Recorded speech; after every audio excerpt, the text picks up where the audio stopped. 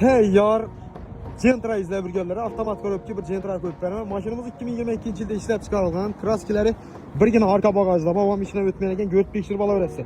Pullar ham arzon, yo'm bo'ladi. Mashinamizga qaranglar, 4 tane bo'sh palovlari. Ne dedi? Shumkilari gap bo'lishi mumkin emas. Qaranglar, 4 eshikda shumki bor. Tarbiyadan garantiya bo'ladi. 87 ming probeg. Yurtdirsiz yana. Monitorlar olib ketilgan, video registratorlari bor, lyuki bor, abezi bor. Abezi gördünüz-ku. İş kalıp tayyor mashin. Rasxodsiz.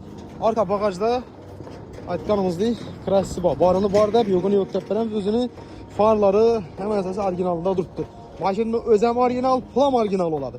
Puldan keladigan bo'lsak, puli xudo xolasa 159 million so'm pul. Like bosib, bizni obuna bo'lishni unutmanglar. Bosib qo'ysangiz, xudo xolasa zo'r narx qilib beramiz. Bundan zo'r narx bo'lmaydi menimcha. 159 million so'm ha. Hemen rasotları bile hiç kendi iş etmişse ama qaranglar, metan boş qo'ymaysiz bu. G'deti bir 25-24 milyon aralığında kredit açıp ketadi. Like bosib, bizni obuna bo'lishni unutmanglar. Bosib qo'yishni esdan chiqmanglar. Kreditdan beramiz, barter ham ishimiz, naqd bilan sotamiz. Variantlar ko'p.